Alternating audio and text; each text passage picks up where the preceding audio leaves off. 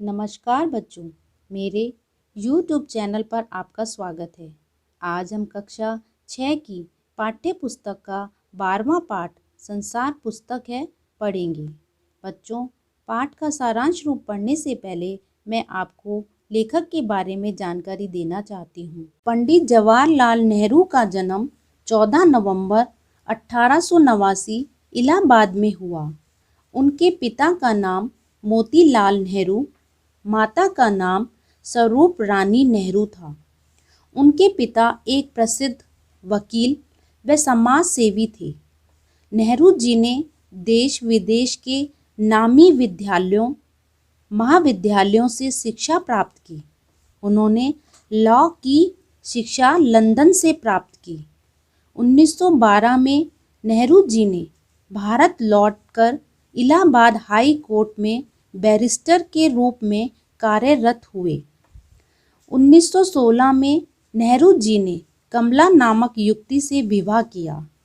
नेहरू जी ने कई रचनाएं लिखी, जैसे राजनीति से दूर, पिता का पत्र, पुत्री के नाम, मेरी कहानी, भारत की खोज आदि। 1955 में नेहरू जी को देश के सर्वोच्च सम्मान भारत रत्न से नवाजा गया। नेहरू जी की 27 मई 1964 को दिल का दौरा पड़ने से स्वर्गवास हो गया। ये तो था लेखक का परिचय। अब हम इस पाठ का सारांश रूप पढ़ेंगे।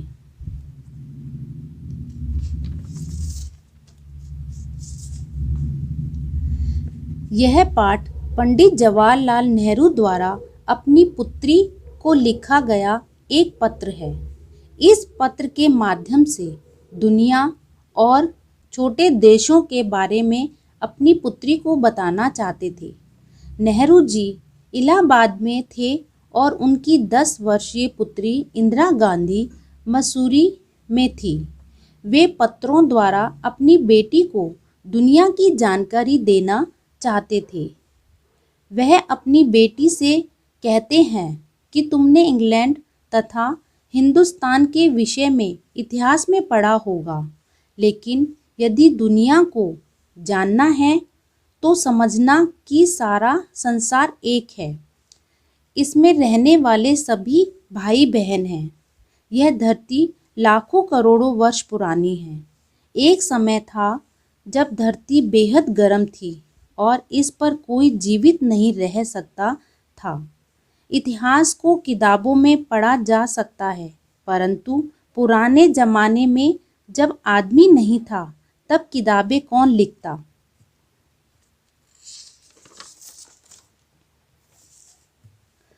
पुराने जमाने की लिखी हुई किताबें ना होने पर भी कुछ ऐसी चीज़ें हैं जिनसे हमें उतनी ही बातें मालूम होती हैं जितनी किसी किताब से होती। पहाड़ों, समुद्रों, नदियों, जानवरों की हड्डियों आदि से दुनिया का पुराना हाल मालूम हो सकता है। तुम शीघ्र ही पत्थरों और पहाड़ों को पढ़कर उनका हाल जानना सीख जाओगी। सड़क पर या पहाड़ के नीचे पड़ा हुआ एक रोड़ा संसार की पुस्तक का छोटा सा पृष्ठ है। जैसे हम कोई भाषा सीखने के लिए अक्षर ज्ञान प्राप्त करते हैं, उसी प्रकार प्रकृति को समझने का ज्ञान हम पत्थरों और चट्टानों से प्राप्त कर सकते हैं। यदि तुम्हारी आंखें देखें और कान सुने तो तुम एक गोल, चमकीले और चिकने पत्थर की कहानी उसी के मुंह से सुन सकती हो। वह तुम्हें बताएगा कि कभी वह चट्टान का टुकड़ा था, उसमें किनारे और कोने थे। वह पहाड़ी नाले से बहकर बड़े दरिया में पहुंचा। इस दौरान बहते बहते उसके किनारे घिस गए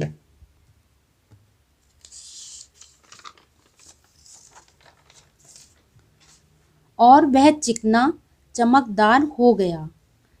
यदि वह दरिया में और आगे बढ़ता तो वह एक सुंदर बालू का जर्रा यानी कि कण बन जाता।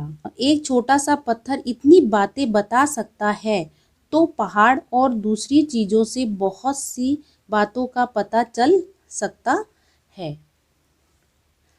बच्चों, ये तो था इस पाठ का सारांश रूप। अब हम इस पाठ के शब्दार्थ व प्रश्न उत्तर करेंगे।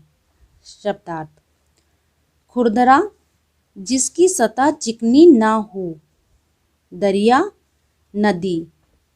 दामन, पहाड़ के नीचे की जमीन या तलहटी। आबाद, बसा हुआ। टापू, द्वीप। घरौंदा, छोटे छोटे घर। जर्रा, कण। जबान, भाषा। बेहद, बहुत अधिक।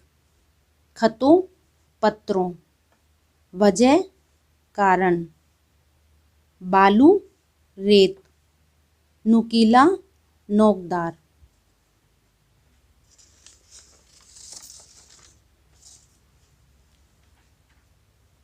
प्रश्न पहला, लेखक ने प्रकृति के अक्षर किन्हें कहा है? उत्तर: लेखक ने पेड़ पौधों, पत्थरों, नदियों, जंगलों, हड्डियों आदि प्राकृतिक चीज़ों को प्रकृति के अक्षर कहा है। प्रश्न दूसरा, करोड़ों करोड़ों वर्ष पहले हमारी धरती कैसी थी?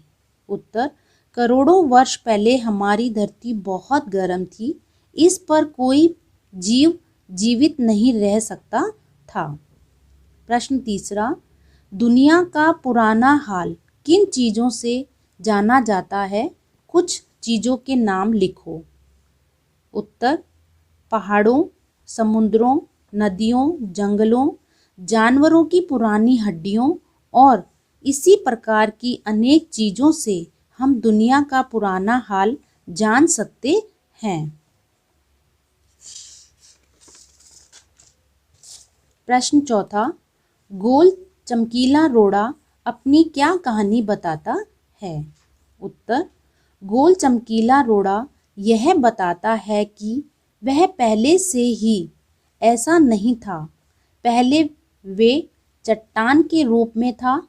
चट्टान का नुकीला खुरदरा टुकड़ा होने से लेकर नदी के पानी के साथ लुढ़ककर चिकना तथा सुडौल होने तक की कहानी बताता है। प्रश्न पांचवा, गोल चमकीले रोड़े को यदि दरिया और आगे ले जाता तो क्या होता? लिखिए।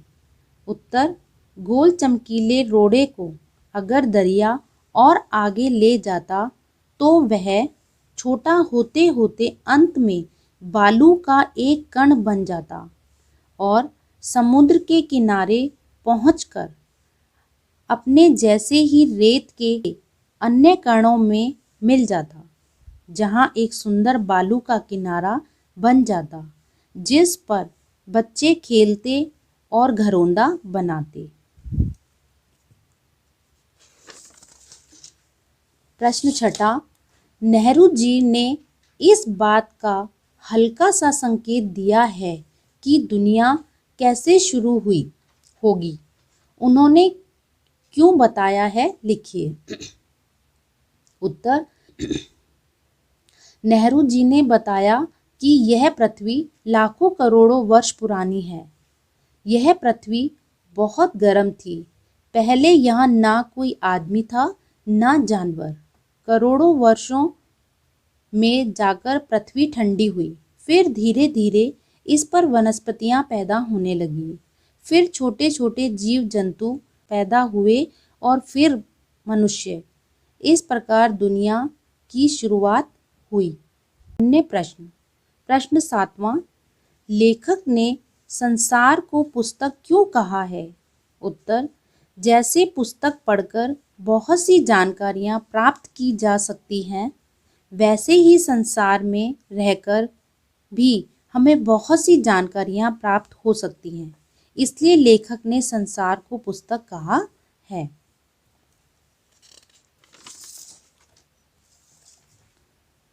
प्रश्न आठवां, दुनिया का हाल जानने का असली तरीका क्या है?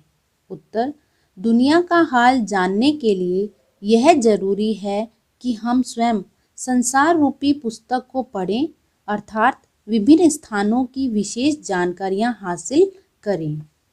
प्रश्न 9, मसूरी और इलाहाबाद भारत के किन प्रांतों के शहर हैं?